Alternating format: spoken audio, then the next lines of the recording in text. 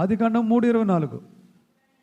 అప్పుడు ఆయన ఆదామును వెళ్ళగొట్టి ఏదేను తోటకు తూర్పు దిక్కున కేరూబులను, జీవవృక్షమునకు పోవు మార్గమును 22 మంచి చెడ్డల ఫలాలు తినేసి మనలో ఒకడంటి వాడు అయిపోయాడు ఆదాము అవ్వను. రెండవదిగా జీవవృక్ష ఫలములు కూడా తినేసి నిరంతరం జీవించేస్తాడేమో. అంటే జీవవృక్ష ఫలములు తింటే నిరంతరం జీవిస్తాడన్నమాట. వాడికి చావు ఉండదు, వాడు నిరంతరం బ్రతికే ఉంటాడు. అయితే మరి దేవుడు వాళ్ళని తినొద్దన్నాడు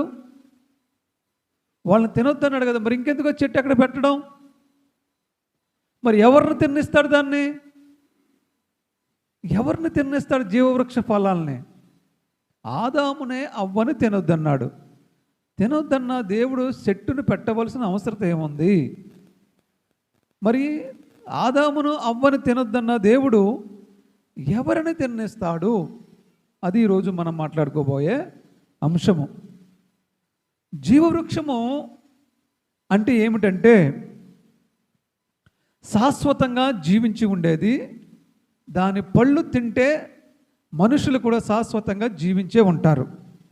దేవుడి ఉద్దేశం ఏమిటంటే మనిషి శాశ్వతంగా జీవించి ఉండాలి, దేవదూతలతో సమానంగా మనిషి జీవించి ఉండాలి అనేది దేవుని ఉద్దేశము. కాబట్టే ఆదామును హవ్వను సృష్టించి జీవవృక్షమును అక్కడ నాటించి ఆ తోట మధ్యలో ఉంచాడు. అయితే దేవుడు ఆదామును హవ్వను బహుశా పరీక్షించాలి అనుకున్నాడు. ఎందుకంటే నేను మీకు చాలాసార్లు చెప్తూ ఉంటాను, మనల్ని ఏదైనా దేవుడు ఇవ్వాలంటే ముందు దేవుడు మనల్ని నమ్మాలి. దేవుడు మనల్ని నమ్మిన తర్వాతే ఆ ఆశీర్వాదాలన్నీ కూడా దేవుడు మనకి అనుగ్రహిస్తాడు. మనము దేవుడికి నమ్మకం కలిగించిన తర్వాతే దేవుడు మనకి తాళాలు ఇస్తాడు. అంతవరకు దేవుడు మనల్ని ఏం చేస్తాడంటే బంగారాన్ని పుటం వేసినట్లు, వెండిని శోధించినట్లు దేవుడు మనల్ని శోధిస్తూ ఉంటాడు, పుటం వేస్తూ ఉంటాడు. ఎందుకంటే మనము మేలి బంగారము అని తేలిన తర్వాత అప్పుడు దేవుడు మనకు కావలసిన సమస్తాన్ని అనుగ్రహిస్తాడు. దేవుడు మనకి అధికారాన్ని ఇస్తాడు, ఆశీర్వాదాన్ని ఇస్తాడు. మనలో ఉన్నటువంటి మస్టంతా కూడా పోయే వరకు మనల్ని పుటము వేస్తాడు. అలాగే ఆదామును అవ్వను కూడా దేవుడు ఒకవేళ పుటము వేసి ఉంటాడు. లేకపోతే ఆ మంచి చెడ్డలు తెలివినిచ్చే చెట్టు అందులో ఎందుకు పెట్టాలి? జీవవృక్షము ఎందుకు పెట్టాలి? అందులో మీరు తినొద్దు అన్న రోజున ఇంకా అవి ఎందుకు పెట్టాలి? అందులో అవి పెట్టాడు అంటే దేవుడు వాళ్ళకి అవి ఇవ్వాలనే ఉద్దేశం. దేవుని ఉద్దేశం చాలా మంచిది. దేవుడు మనిషిని నిరంతరం జీవించి ఉంచాలి అనేది దేవుని ఉద్దేశం. అలా జీవించి ఉండాలంటే మనిషి పాపం చేయకూడదు. ఎందుకు పాపం చేయకూడదంటే పాపం చేస్తే మనిషి ఎంతకాలం జీవిస్తే అంతకాలం వాడి మీద అనేక రోగాలు, అనేకటువంటి బలహీనతలు, అనేకమైన సమస్యలు వాడిని ఏలుబడి చేస్తూ ఉంటాయి. కాబట్టి వాడు 1000 ఏళ్ళు బతికాడు అనుకో, 1000 ఏళ్ళు వీడితో పాటు పాపం కూడా వాడిని వేలుబడి చేస్తూ ఉంటుంది. దేవుని ఉద్దేశం ఏమిటంటే మనిషే జీవించాలి కానీ పాపం జీవించకూడదు అనేది దేవుడి ఉద్దేశం. కాబట్టే మనిషి జీవించి ఉండాలి అంటే పాపాన్ని ఉంచకూడదు. ఆ పాపం ఉండకుండా ఉండాలంటే ఆదాముని పరీక్షించాలి. ఆదాము పాపం చేయకుండా ఉంటాడా? పాపం చేయకుండా ఉంటే అప్పుడు మనము ఈ జీవవృక్షములు ఒక ఫలములు భుజించనిద్దాము అని దేవుడు ఒకవేళ అనుకున్నాడేమో అని నాకు దేవుడిచ్చిన ప్రేరేపణ బట్టి నేను మీకు చెప్తూ ఉన్నాను. కనుకనే దేవుడు ఆదాముకి పరీక్ష పెట్టి ఉంటాడు. నువ్వు అన్నీ తిను కానీ ఆ మంచి చెడ్డలు తెలియనిచ్చి వృక్ష ఫలం మాత్రం తినొద్దాను. జీవవృక్షం గురించి ఇంకా ఏమి చెప్పలేదు దేవుడు. ఆదాముకి జీవవృక్షం గురించి ఏమి చెప్పలేదు. మంచి చెట్లు పళ్ళు తినొద్దు అన్నాడు, పండ్లు తినొద్దు అన్నాడు. అయితే ఆదాము పాపం చేశాడు. ఏం పాపం చేశాడు? ఏం పాపం చేశాడు? ఆజ్ఞ అతిక్రమించాడు. అదే పాపం. అవ్వ మాట ఆలకించడంలో పాపం లేదు. అలా అనుకుంటే ఇప్పుడు భార్యల మాట ఆలకిస్తే భర్తలందరూ పాపం చేసినట్లే, భర్తల మాటలు ఆలకిస్తే భార్యలందరూ పాపం చేసినట్లే. అది కాదు. భర్త మాట భార్య ఆలకించాలి, భార్య మాట భర్త ఆలకించాలి, శ్రద్ధగా ముందుకెళ్ళిపోవాలి. అక్కడ అది కాదు. కానీ దేవుని మాట మీరేడు అతను, అది పాపం. మీరు మనుషుల మాట మీరినంత మాత్రాన పాపంలో పడిపోరు, కానీ దేవుని మాట మీరితే పాపంలో పడిపోతారు. దేవుడు ఒక మాట చెప్పాడు, ఆదామా ఆ పండ్లు తినగొద్దు, తిను రోజు నువ్వు చచ్చదు అన్నాడు. అంటే ఆలకించాడా? ఆజ్ఞ దాటాడు కదా, ఆజ్ఞ దాటాడు. అంటే ఇప్పుడు సత్యదవు అని అని ఎందుకు అన్నాడంటే దేవుడు, నువ్వు ఆ పండ్లు తినద్దు, తింటే సస్తావు అన్నాడు. ఆదాం చచ్చిపోయాడా? చచ్చిపోలేదా? ఆదాం బ్రతుకున్నాడా? లేడు కదా. యేసుప్రభు బ్రతుకున్నాడా? యేసుప్రభు బతుకున్నాడా లేదా? బ్రతికే ఉన్నాడు కదా. ఆదాము చనిపోయాడు కదా. నువ్వు ఆ పండు తింటే చస్తావని చెప్పాడు. ఎవరిని? తిన్నాడు, చచ్చిపోయాడు. ఒకవేళ ఆ పండు తినకుండా ఉండుంటే ఈరోజు కూడా ఆదాము, అది దాని కాన్సెప్ట్. నువ్వు తిన్నాయంటే నోట్లో పెట్టుకోగానే టప్పని చచ్చిపోతావని కదా దాని ఉద్దేశం. అర్థమవుతుందా? నువ్వు ఆ పండు తింటే నీ మీద మరణం ఏలుబడి చేస్తుంది, పాపం ఏలుబడి చేస్తుంది. నువ్వు ఆ పండు తింటే చచ్చిపోతావు అన్నాడు. తిన్నాడు, వెంటనే చచ్చిపోతాడు కదా దాని ఉద్దేశం. తనకు ఒక లిమిట్ దేవుడు వచ్చేసింది అక్కడికి, తన ఆయుష్కి ఒక లిమిటు వచ్చేసింది. అదే తినకుండా ఉండుంటే తన ఆయుష్కి లిమిటు లేదు, నిరంతరం జీవించి ఉండేవాడు. ఆ తర్వాత దేవుడు ఏం చేసిందంటే, ఒకవేళ జీవవృక్ష ఫలం కూడా తినమని చెప్తుడేమో. దేవుని మాట ఆలకించి మనం మానేస్తే దేవుడే మళ్ళా తిరిగి ఇద్దుడేమో. అతను ఆలకించలేదు, తిన్నాడు. తన ఆయుష్ పరిమాణం ఏమైపోయిందండి? తగ్గిపోయిందా లేదా? యుగ యుగాలు జీవించవలసిన వాడు 900కి వచ్చేసాడా లేదా? ఆయు ప్రయాణం చూసారా లేదా? 900కించి ఎక్కడికి పడిపోయింది? 900, 500. మోషే దగ్గరికి వస్తానికి ఎంత? 120 సంవత్సరాలే. యోసేపు 110 సంవత్సరాలే. యోసేపు దగ్గరికి వస్తారు 110 సంవత్సరాలే. చూసారు ఎంత తగ్గిపోయిందో ఆయు పరిమాణం. మోషే ఏమన్నాడు తెలుసా? 70 సంవత్సరాలు అధిక బలం ఉంటే 80 సంవత్సరాలు అయినను వాటి వైభవము ఆయాసము దుఃఖమే అన్నాడు. అంటే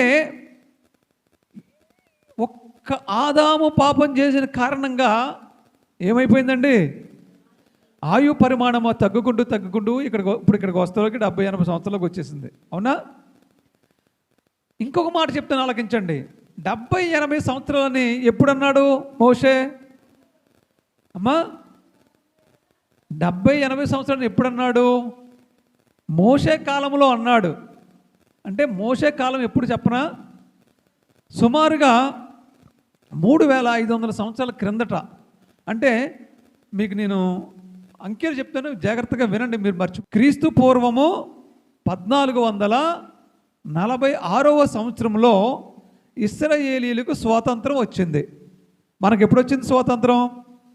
మనకే 1947వ సంవత్సరము ఆగస్టు 15వ తేదీన భారతీయులకు స్వాతంత్రం వచ్చింది. అవునా? మనకి. కాబట్టి ఆ రోజున మనము జెండా పండుగ జరిపించుకుంటాం, స్వాతంత్ర దినోత్సవం జరిపించుకుంటాం ఆగస్టు 15న. అంటే 1947 ఆగస్టు 15న భారతీయులకు స్వాతంత్రం వచ్చింది. అలాగే క్రీస్తు పూర్వము 1446వ సంవత్సరంలో ఇశ్రాయేలు ప్రజలకు స్వాతంత్రం వచ్చింది. ఎవరి నుంచి స్వాతంత్రం వచ్చిందంటే మనకి బ్రిటిష్ వారి దగ్గర నుండి మనకు స్వాతంత్రం వచ్చింది. ఇండియన్స్కి, భారతీయులకి మనకి 1947 ఆగస్టు 15న. అలాగే ఇశ్రాయేలీయులకు ఐగుప్తీయుల నుండి స్వాతంత్రం వచ్చింది. వచ్చిన వెంటనే వాళ్ళు ఏం చేశారు తెలుసా? ఎర్ర సముద్రం దాటిన తర్వాత కొంచెం ముందుకెళ్ళిన తర్వాత 1900 క్రీస్తు పూర్వం నేను చెప్పేది, అంటే క్రీస్తు శకంలో మనం ఉన్నాం. ఇప్పుడు మనం క్రీస్తు శకంలో ఉన్నాం. అంటే క్రీస్తు పుట్టిన తర్వాత లెక్కగట్టిన లెక్కల్లో మనం ఉన్నాం. కానీ ఇప్పుడు నేను చెప్పేది క్రీస్తుకు పూర్వం, అంటే క్రీస్తు పుట్టక మునుపు, క్రీస్తు పూర్వము 1446వ సంవత్సరంలో మరియు ఇశ్రాయేలు ప్రజలు పండగ చేసుకున్నారు. పస్కా పండుగ వారు జరుపుకున్నారు.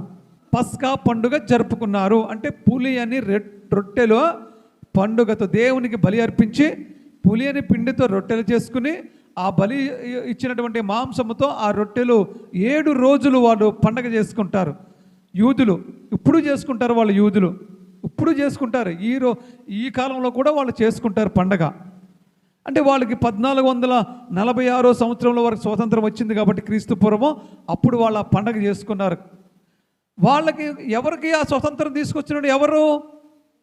మోషే గారు. మోషే ద్వారా దేవుడు వాళ్ళకి స్వాతంత్రం ఇచ్చాడు. ఇప్పుడు మన భారతీయులకి మహాత్మా గాంధీ ద్వారా మన ఇండియానికి స్వాతంత్రం ఇచ్చాడు. దేవునికి మహిమ కలుగునుగాక. ఆ రోజుల్లో చెప్పిన మాటలు మోషే అంటున్నాడు. ఆయన అన్నాడు ఆ రోజు, మనిషి యొక్క పరిమాణం, ఆయు పరిమాణం 70-80, అధిక బలం ఉంటే 80 అన్నాడు. అయినప్పటికీ దుఃఖము ఆయాసమే అని చెప్పుకొచ్చాడు. మరి దీనికి కారణం ఎవరంటే ఆదాము. ఎందుకంటే దేవుని ఉద్దేశం ఏమిటంటే మనిషి శాశ్వతంగా జీవించాలని దేవుని ఉద్దేశం అయి ఉండొచ్చు. కానీ ఆదాము మాట దాటడం వల్ల పాపము చేసిన కారణం చేత దేవుడు ఏం చేశాడంటే ఆదామును బయటికి గెంటేసి ఆ జీవ వృక్షానికి ఒక ఖడ్గాన్ని కావలి ఉంచేశాడు. ఇప్పుడు ఆ జీవ వృక్షం పళ్ళు ఎవరిని తిన్నిస్తాడో మనం చూద్దాం. ఓకే, ఆ రోజు ఆదాముని అవ్వని తినలేలేదు దేవుడు. మరి ఎవరిని తిన్నిస్తాడో ఆ పళ్ళు, ఎవరిని తిన్నిస్తాడో చూద్దాం. ప్రకటన గ్రంథము తీయండి అందరూ కూడా. ప్రకటన గ్రంథము 2వ అధ్యాయము 7వ వచనము. ప్రకటన గ్రంథము 2వ అధ్యాయం 7వ వచనం. ఆ జీవ వృక్ష ఫలములు ఎవరిని తిన్నిస్తాడు దేవుడు? చెవి గలవాడు ఆత్మ సంగములతో చెప్పుచున్న మాట వినుగాక.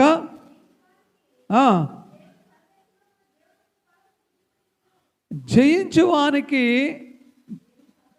దేవుని పరదేశులో ఉన్న జీవవృక్ష ఫలములు భుజించిన చాలు. దేవునికి మహిమ కలుగునుగాక.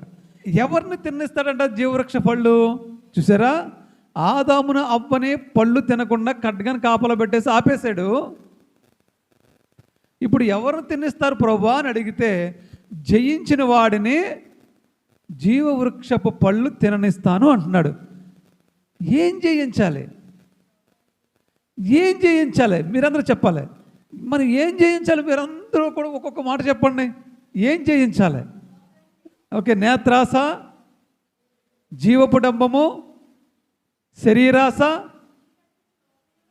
అవును, లోకాన్ని జయించాలి, నీ శరీరాన్ని జయించాలి, నీ కళ్ళను జయించాలి, నీ నోటిని జయించాలి, నీ పాదాలను జయించాలి, నీ మనసును జయించాలి, నీ హృదయాన్ని జయించాలి, శరీర కార్యాలను జయించాలి. నువ్వు జయించి జయ జీవితం కలిగి ఉంటే అప్పుడు దేవుడు జీవవృక్ష ఫలాల్ని భుజించనిస్తాడంట. ఇందాక మనం ఏమని చదువుకున్నాం? ఎవరిని తిన్నిస్తాడు జీవవృక్ష పళ్ళు అని అనుకున్నాం కదా. అంటే ఆదాముని అవ్వనే జీవవృక్ష పళ్ళు తినొద్దన్నాడు దేవుడు, ఖడ్గాని కాపలా పెట్టేశాడు. మరి ఎవరిని తిన్నిస్తాడంటే ప్రకటన గ్రంథము 2:7 ప్రకారంగా జయించిన వారినే తిన్నిస్తాను అన్నాడు. ఓకే, ఇంతకీ ఆ ఏదేను తోటలో ఉన్న జీవవృక్షము ఇప్పుడు ఎక్కడ ఉంది? ఏదేను తోట ఎక్కడుందో తెలుసా? ఇరాక్లో ఉంది. ఇప్పుడు ప్రజెంట్ ఇరాక్, దాన్ని బబులోను అనేవారు, అంటే మెస్పటోమియా అనేవారు. బైబిల్లో ఉన్న పేర్లు మెస్పటోమియా, బబులోను, 2 పేర్లు ఉన్నాయి. ఇప్పుడు ఆ బబులోను దేశాన్ని ఇప్పుడు ప్రజెంట్ ఈ రోజు పిలుస్తున్న పేరేంటంటే ఇరాక్ అని పిలుస్తున్నారు. ఆ ఇరాక్లో ఏదేను తోట ఉండేది. ఇప్పుడు ఆ ఏదేను తోట మధ్యలో ఏముండేది? జీవవృక్షం ఉండేది. అయితే జలప్రళయం వచ్చింది కదా తర్వాత. మరి జలప్రళయం వచ్చినప్పుడు మార్పులు చెందినాయి కదా, అన్నీ మునిగిపోయినాయి కదా. జీవవృక్షం కూడా మునిగిపోయి ఉంటుందంటారా? అది అది మూలకదు. ఎందుకంటే దాన్ని దేవుడు భద్రంగా దాచిపెట్టాడు. ఎక్కడ దాచిపెట్టాడంట? మళ్ళీ చదువు ఇందాకది 2:7 ప్రకటన గ్రంథం 2:7. వినుగాక, జయించువానికి దేవుని పరదేశులో ఉన్న జీవవృక్ష ఫలమును భుజించనిత్తును. ఇప్పుడు ఏదేను తోటలో ఉన్న జీవవృక్షము ఎక్కడుందంట? పరదేశులో ఉందంట. పరదేశ్ అంటే ఎక్కడుంది? పరలోకానికి భూలోకానికి మధ్యలో ఉంది పరదేశ్ అంటే. అర్థమవుతుందా మీకు? పరదేశ్ అంటే ఇప్పుడు స్పేస్ సెంటర్ అంటారు. స్పేస్ సెంటర్ అంటే ఏంటంటే భూమికి 400 కిలోమీటర్ల దూరంలో ఒక బిల్డింగ్ ఉంది. పైన ఆకాశంలో వేలాడుతుంది ఇప్పుడు ఒక బిల్డింగ్. భూమికి 400 కిలోమీటర్ 400 నుండి 500 కిలోమీటర్లు అంటే ఇక్కడి నుంచి హైదరాబాద్ అంత దూరము పైకి వెళితే, ఇక్కడ నుండి హైదరాబాద్ అంత దూరం మనం భూమి మీద నుండి పైకి వెళితే ఎంత దూరం ఉంటుందో అంత దూరంలో ఇప్పుడు ఒక స్పేస్ సెంటర్ ఉంది. అంటే ఒక బిల్డింగ్ ఉంది అక్కడ సుమారుగా 8 మందో యాస్ట్రోనాట్స్ పనిచేస్తున్నారు. అంటే వ్యోమగాములు పనిచేస్తున్నారు, సైంటిస్టులు. మొన్న వెళ్ళింది సునీత విలియమ్స్ అనే ఒక స్త్రీ, మన ఇండియన్ ఆవిడ, అమెరికాలో ఉంటుంది. ర్యాకెట్ వేసుకుని వెళ్ళింది పైకి వెళ్ళిన తర్వాత ర్యాకెట్ పాడైపోయిందంట. ఆ ర్యాకెట్ కిందకు వచ్చేసింది, ఈవిడ మాత్రం పైన ఉండిపోయింది. ఇప్పుడు ఆవిడ కిందకి దింపడానికి ఇంకో ర్యాకెట్ ఏముందంటే, ఎలన్ మస్క్ అని నేను చెప్తుంటాను కదా, ప్రపంచానికి కోటీశ్వరుడు ఒకడు ఉన్నాడు, ఎలన్ మస్క్ అని. స్టార్ లైనర్ అంటారు, స్టార్ లైనర్. నీ ర్యాకెట్ వేసుకెళ్ళి ఆ సునీత విలియం తీసుకురా అంటే ఆవిడ ఒక్కరే కాదు, అక్కడ ఇంకా పనిచేస్తూ ఉన్న వాళ్ళు ఒక 7-8 ఉన్నారు సైంటిస్టులు. వాళ్ళు అక్కడే ఉంటున్నారు, అందులోనే ఉంటున్నారు ఎన్నాళ్ళ నుంచో. అంటే ఈ స్పేస్ సెంటర్ అక్కడ మధ్యలో తిరుగుతుంది. ఇప్పుడు అంటే మీకు అర్థమవుద్దని చెప్తున్నాను. ఇప్పుడు భూమికి ఆకాశానికి మధ్యలో ఒక బిల్డింగ్ ఏలబడుతూ ఉంది. పడదది. ఎందుకు పడదంటే 25,000 కిలోమీటర్ల స్పీడ్లో పరిగెడుతుంది అది. ఎలా పరిగెడుద్ది అంటే గిరగిర నువ్వు ఇలా కళ్ళు మూసి, నీ కళ్ళు కనపడదు. ఇలా తిరిగేటప్పుడు నీ కంటికి కనిపించుతుంది. ఫ్యాన్ రెక్కలే స్పీడ్గా తిరిగితే కనపడతాయా? ఫ్యాన్ రెక్కలో ఇదెంత స్పీడ్ తిరిగిద్ది? చాలా తక్కువ. 25,000 కిలోమీటర్ల స్పీడ్ తిరిగిద్ది ఆ బిల్డింగు. గిర తిరుగుతూ ఉంటుంది. అది ఎవరికి కనపడదు, అది కింద పడదు. ఎందుకు పడదంటే అక్కడ గాలి లేదు అక్కడ. మనిషి వెళ్ళాలంటే గాలి కూడా పట్టుకెళ్ళాలి అక్కడికి. భోజనం ఎలా పట్టుకెళ్ళాలో పీల్చుకుంటా గాలి కూడా పట్టుకెళ్ళాలి. ఈరోజు దేవుడు నువ్వు నేను గాలి పీల్చుకుంటున్నామంటే మనకంట ఒక్కరోజు గాలి పీల్చుకుంటాకి ఎన్నో వేల రూపాయలు ఖర్చు అవుద్దంట. మనం ఒక్కరోజు గాలి పీల్చుకుంటున్నాం, మనం ఈ గాలి పీల్చుకుంటాకి ఎన్నో వేల రూపాయలు ఖర్చు అవుతుందంట మనకి. ఇప్పుడు హాస్పిటల్లో కొంతమంది పేషెంట్లకి ఆక్సిజన్ పెడతారు. ఏంటి అది? ముక్కుకి పెడతారు కదా. ఏంటది? గాలి. అది ఆక్సిజన్ అంటే గాలి. అంటే వాడు పీల్చుకోలేడు కాబట్టి వాడు సిలిండర్లో పెట్టి ఎక్కిస్తాడు, గాలి ఎక్కిస్తాడు. దానికి ఎంత డబ్బులు తీసుకుంటాడు వాడు? 3,000 ఎంతో తీసుకుంటాడు. ఒక రోజు పెడితే 3,000 ఎంతో. అలాగంట మనిషికి దేవుడిచ్చే గాలి రోజు పీల్చుకుంటే లెక్క కట్టుకుంటే కొన్ని కోట్ల రూపాయలు మనిషికి గాలి పీల్చుకున్నందుకు అవుద్దంట. అది దేవుడు ఉచితంగా మనకి ఇచ్చేసాడు. అది ఎవరు పట్టించుకోరు దేవుడిని. ఈ గాలి పైకి వెళ్తే గాలి లేదు అక్కడ. ఒక 400-500 కిలోమీటర్లు పైకి వెళితే గాలి లేదు, గాలి పీల్చుకోలేడు మనిషి. కాబట్టి కింద నుండి ఆక్సిజన్ సిలిండర్లో ఎక్కించుకుని పైకి తీసుకెళ్ళి ఆ గాలి నాడు పీల్చుకోవాలి, అప్పుడే బ్రతుకుతాడు, లేకపోతే బ్రతకడాడు. పైన అది తేలిపోతారు మనుషులు, నిలబడి ఉండలేరు అక్కడ. ఇలా మనం నించుంటే మనం ఇక్కడ నిలబడి ఉంటున్నాం కదా, ఎందుకంటే భూమికి ఆకర్షణ శక్తి ఉంది, గురుత్వాకర్షణ శక్తి అంటారు. అది కిందకి లాగుతుంది మనల్ని. అదే మనము 400-500 కిలోమీటర్లు పైకి వెళ్ళిన తర్వాత భూమికి ఆకర్షణ శక్తి ఉండదు. రాయి గిరేస్తే కిందకి రాదు, అక్కడ గిరగిరా తిరుగుతూ ఉంటుంది రాయ. ఇప్పుడు రాయి గిరేయండి, కింద నేను ఎత్తి పడుద్ది, అవునా లేదా? అదే మన 400-500 కిలోమీటర్లు పైకి వెళ్ళిన తర్వాత రాయి గిరేసామనుకో, అక్కడే పడుతుంది, అది కింద పడదు, భూమి మీద పడదు, అక్కడే ఇలాగెలా తిరుగుతూ ఉంటుంది. కాబట్టి అక్కడ ఒక బిల్డింగ్ కట్టారు, బిల్డింగు అది అలా గిరగిర తిరుగుతూ ఉంది. అది కాబట్టి దాని కింద పడకుండా సముద్రంలో పడేలాగా ప్లాన్ చేస్తున్నారంట. దాన్ని స్పేస్ సెంటర్ అంటారు. అయితే ఇప్పుడు మన పరదేశం గురించి మాట్లాడుకోవాలి. అలాగే ఇంకా ఎంతో కొన్ని ఒక ఆకాశం మధ్యాకాశం దాటి, ఈ ఆకాశం దాటేసిన తర్వాత ఇంకొక ఆకాశం మధ్యాకాశం ఉంటుంది, అక్కడ ఉంటుందంట పరదేశం. ఆ పరదేశం తర్వాత ఏముంటుందండి? పరలోకం ఉంటుంది. ఈ పరదేశంలో ఉందంటే ఏంటి? జీవవృక్షం ఉంది పరదేశంలో. ఏదేను తోటలో ఉండవలసిన జీవవృక్షము దేవుడు తీసేసి పరదేశంలో మధ్యాకాశంలో, పరలోకంలో కాదు, భూలోకంలో కాదు, మధ్యలో పెట్టాడు. ఇప్పుడు దానికి దారేది? ఇప్పుడు ఎలా దాన్ని తినాలి? అక్కడికి వెళ్ళి భుజించాలంటే ఎలా వెళ్ళాలి? దాని దారి ఏదో చెప్తాను మీకు, ఆ దారి కూడా చెప్తాను మీకు. యోహాను సువార్త 14:6. ఆ జీవవృక్షానికి దారేది అంటే యోహాను సువార్త 14:6.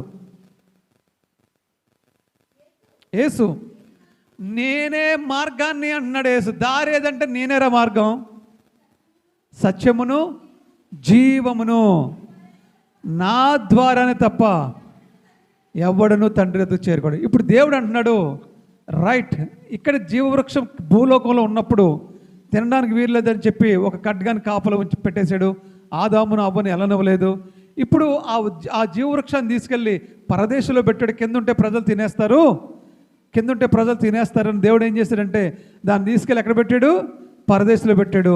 ఇప్పుడు ఆ పరదేశంలో ఉన్నటువంటి జీవవృక్ష ఫలాన్ని తినొచ్చు అంటున్నాడు. ఎవరు తినొచ్చు అంటున్నాడంటే జయించిన వాళ్ళు తినొచ్చు అంట. ఏం జయించాలంటే నీ జీవితాన్ని జయించాలి, లోకాన్ని జయించాలి, నేత్రాసను జయించాలి, జీవపుడంబను జయించాలి, శరీర కార్యాలను జయించాలి. నువ్వు సమస్తాన్ని జయించిన తర్వాత నువ్వు ఆ జీవవృక్ష పళ్ళు తినొచ్చు అని నీకు దేవుడు పర్మిషన్ ఇస్తున్నాడు. అయితే మరి దాని దగ్గరికి వెళ్ళడానికి దారేది? ఆ దారి ఏదంటే యేసు నేనే మార్గమును. దేవునికి స్తోత్రం కలుగునుగాక. ఇప్పుడు ఆ జీవవృక్ష పళ్ళ దగ్గరికి రేకట్ వేసుకుని వెళ్ళాలంటే నువ్వు ఇప్పుడు జయించావు. ఇప్పుడు నీకు ఫ్రూట్స్ కావాలి, మరి నాకు దారేదంటున్నావు.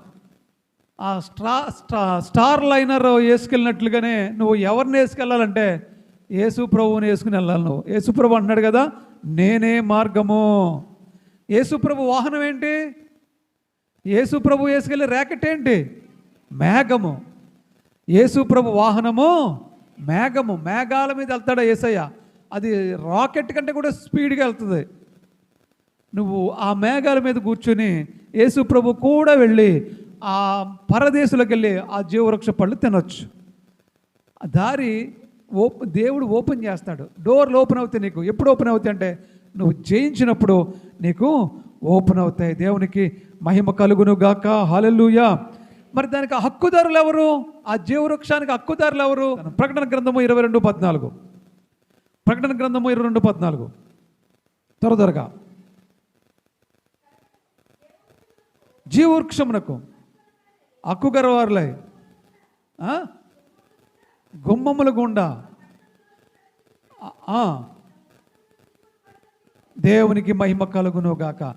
ఎవరు హక్కుదారులంటే ఆ జీవవృక్షానికి హక్కు పొంది గుమ్మము గుండా ఆ పట్టణంలోకి ప్రవేశించడానికి ఎవరు హక్కుదారులు అంటే మీ వస్త్రాలు ఉతుక్కున్న వాళ్ళు హక్కుదారులు. ఎవరు వస్త్రాలు ఉతుక్కున్నారు అంటే మీరు శుభ్రంగా సర్ఫెక్సల్ వేసి ఉతికేస్తే సరిపోద్దా? టైడ్ ఇలాంటి లిక్విడ్లు, ఇలాంటి సర్ఫెక్సల్లు ఇలాంటివి వేసి ఉతికితే మీ వస్త్రాలు శుభ్రం అవుతాయా? చెప్పండి. ఎక్కడ ఉతుక్కుంటే మీరు జీవవృక్షానికి హక్కుదారులు అవుతారు? గొర్రెపిల్ల రక్తంలో మీ వస్త్రములు ఉతుక్కోవాలి. ఆ గొర్రెపిల్ల యేసుక్రీస్తు ప్రభువు. అప్పుడు మీరు ఆ వృక్షానికి హక్కుదారులు అవుతారు. దేవుడు వృక్షానికి తినొచ్చు. ఆదామును అవ్వను తినవకపోయినా మనకు తినే అవకాశం ఇస్తున్నాడు. ఇప్పుడు ఏదైనా తోటలో ఉన్న దాన్ని తీసేసి పరదేశంలో ఉంటున్నాడు. సరే పాస్టర్ గారు, పరదేశంలో ఉన్న దాని గురించి ఇప్పుడు ఎందుకులండి? ఇప్పుడు ఈ భూమి మీద ఉన్నాం కదా, ఇప్పుడు ఏమైనా జీవవృక్షం ఉందా మా కోసం అని మీరు అడుగుతున్నారా?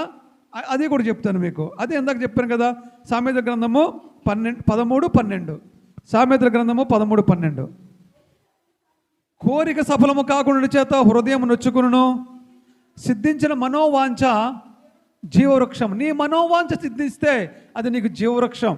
అంటే నీ హృదయంలో ఉన్న మనోవాంఛ అంటే హృదయ వాంఛ. నీ హృదయ వాంఛ ఏదో ఉంది, సంవత్సరాల తరబడి ఉంది నీ హృదయ వాంఛ. దేవుడు తీర్చబోతూ ఉన్నాడు. గట్టిగా అంటే డౌటా మీకు? ఆమెన్ చెప్దాం. ఆమేన్.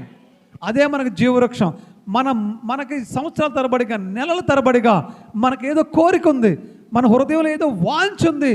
వాంఛ కోరిక కంటే కూడా వాంఛ అంటే ఇంకా ఎక్కువ. అదే ప్రాణం, అదే ధ్యాస, అదే ధ్యాస. నువ్వు అది కలిగి ఉంటుంది, వాంఛ అవుద్ది.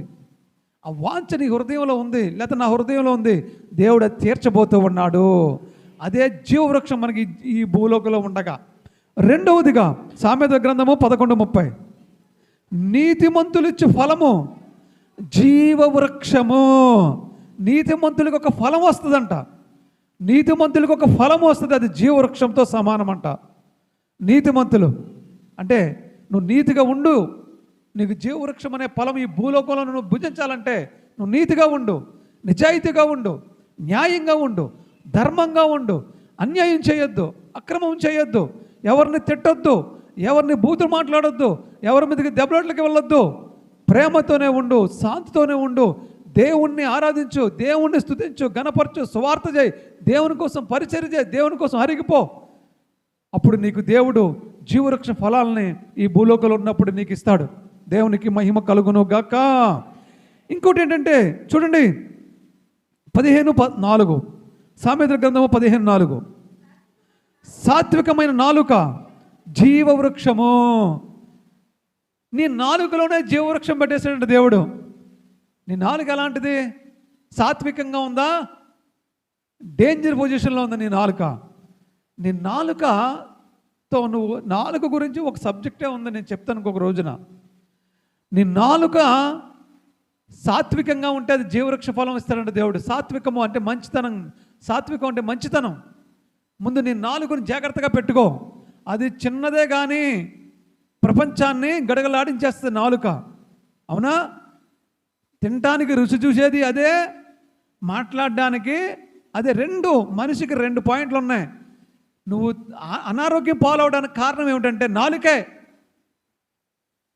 ఆ నాలుక రుచి వలనే నువ్వు ప్రతిదీ డస్ట్బిన్లాగా వేసేసుకుంటావు లోపలికే. ఆ తర్వాత అనారోగ్యం వచ్చేస్తుంది. ఈ నాలుక మాట్లాడే మాట వల్లే నువ్వు లేనిపోని అని నీ మీద తెచ్చుకుంటావు నువ్వు. అవునా? ఈ నాలుక ఎప్పుడైతే నువ్వు జాగ్రత్తగా ఉంచుకున్నావో, తిండి విషయంలో కానీ మాట్లాడే విషయంలో కానీ, అప్పుడు నువ్వు ఆరోగ్యంగా ఉంటావు, నువ్వైనా నేనైనా సరే. కాబట్టి నాలుక చెప్పినట్టుగా మనం వినకూడదు. మనం చెప్పినట్టు నాలుక నువ్వు కూడా జాగ్రత్త పడాలి. మీరు కూడా జాగ్రత్త పడాలి. నాలుక సాత్వికంగా ఉంటే నీకు జీవవృక్షమే. ఓకే. సామెతల గ్రంథము 3:18, సామెతల గ్రంథము 3:18, దాన్ని అవలంబించే వారికి అది జీవవృక్షము, దాన్ని పట్టుకొని వారందరూ ధన్యులు. దేవునికి మహిమ. దేన్ని పట్టుకుంటే, దేన్ని అవలంబిస్తే జీవవృక్షము. ఎవరు పట్టుకుంటే దేన్ని పట్టుకుంటే ధన్యులు. దేన్ని పట్టుకోవాలమ్మా? అక్కడే ఉంది, జ్ఞానాన్ని పట్టుకోమని ఉంటుంది. అక్కడ కొంచెం పైన ఉంటే చదివితే, జ్ఞానము సంపాదించేవాడు ధన్యుడు, వివేచన కలిగిన నరుడు ధన్యుడు. వెండిని సంపాదించడం కంటే జ్ఞానము సంపాదించడం మేలు. దేవునికి స్తోత్రం. అపరంజి సంపాదించడం కంటే జ్ఞాన లాభం పొందడం మేలు. పగటము కంటే నీ ఇష్ట వస్తువులని దానికి సమానం కాదు. దాని కుడి చేతులు దీర్ఘాయువును, దాని ఎడమ చేతులు ధనఘనతలు ఉన్నవి. నువ్వు జ్ఞానం సంపాదించుకుంటే నీకు జీవవృక్షమేనంట దేవుడు చెప్తున్నాడు. 11వ అధ్యాయం సామెతల గ్రంథం 30వ వచనం చదివితే మీకు తెలుస్తుంది. అలాగే సామెతల గ్రంథము 13వ అధ్యాయం 12వ వచనం చదివితే తెలుస్తుంది. అలాగే సామెతల గ్రంథము 15వ అధ్యాయం 4వ వచనం చదివితే మీకు తెలుస్తుంది. ఇవన్నీ కూడా జీవవృక్షము గురించి మీకు తెలియబడతాయి. ఇప్పుడు మీకు లాస్ట్ అండ్ ఫైనల్గా నేను చెప్పే మాట ఏంటంటే, ఆనాడు జీవవృక్షాన్ని దేవుడు పెట్టినటువంటి దేవుడే ఆదాము అవ్వను తినొద్దని చెప్పినప్పుడు వాళ్ళు తిన్న కారణం చేత వాళ్ళకి బయటికి గెంటేశాడు. ఆ మంచి చెడ్డ తెలుగులు ఇచ్చి పళ్ళు తిన్న కారణం చేత వాళ్ళని బయటికి గెంటేశాడు. జీవవృక్ష పళ్ళు కూడా తింటారేమో డౌట్ వచ్చి దేవుడికి అగ్నిజ్వాల ఖడ్గమును కావల ఉంచి కేరూబులను అక్కడ కావలబెట్టేశాడు. అయితే ఇప్పుడు ఆ జీవవృక్షం ఎక్కడెట్టాడంటే పరదేశంలో ఉంచాడు. దాన్ని తినే అవకాశం మనకిస్తున్నాడు. మనం తినాలంటే దాన్ని ఏం చేయాలంటే మనం జయించాలి. మనం ఈ లోకాన్ని, నేత్రాసనంగా, శరీర కార్యాలని, ప్రతిదీ మన జీవితాన్ని జయించాలి. జయిస్తే అప్పుడు నేనే మార్గాన్ని దేవుడు చెప్తున్నాడు. యేసు నేనే మార్గము సత్యము జీవం అంటున్నాడు. కాబట్టి ఆ మార్గం ద్వారా మనం దాని హక్కు పొందుకుని ఆ హక్కు ద్వారా ఆ జీవవృక్ష పళ్ళు తినే భాగ్యాన్ని దేవుడు ఇస్తానంటున్నాడు. ఓకే, అయితే ఈ భూలోకంలో ఉన్నప్పుడు మనము మంచి జీవితాన్ని జీవిస్తే జీవవృక్ష ఫలాలను భుజించవచ్చు అని చెప్తున్నాడు. అది ఏమిటంటే సామెత గ్రంథము 3:18 ద్వారా జ్ఞానాన్ని నువ్వు పొందుకుంటే జీవవృక్షం వస్తుంది. సామెత గ్రంథము 11:30 ద్వారా నీతిని నువ్వు కలిగి ఉంటే జీవవృక్ష ఫలాలను నువ్వు జీవవృక్షం లాంటిది నీతి. ఆ జీవవృక్ష ఫలాలు నువ్వు తినే మహాభాగ్యంగా దేవుడు నీతి నువ్వు కలిగి ఉంటే ఆ వచ్చు ఫలము జీవవృక్షం అని చెప్తున్నాడు దేవుడు. అలాగే సామెత గ్రంథము 13:12 ద్వారా నీ మనోవాంఛ తీర్చడం ద్వారా నీకు జీవవృక్షమే అంటున్నాడు. నీ మనోవాంఛ తీరితే అది జీవవృక్షం అని దేవుడు చెప్తూ ఉన్నాడు. అలాగే సామెత గ్రంథము 15:4 ద్వారా సాత్వికమైన నాలుక నువ్వు కలిగి ఉంటే అది జీవవృక్షం అని దేవుడు చెప్తూ ఉన్నాడు. కాబట్టి ఈ రోజున మనము ఆ జీవవృక్ష ఫలాల్ని మనం పొందుకుందాం, చక్కగా జీవిద్దాం. దేవుడి మాటలను దీవించి ఆశీర్వదించును గాక. ఆమేన్.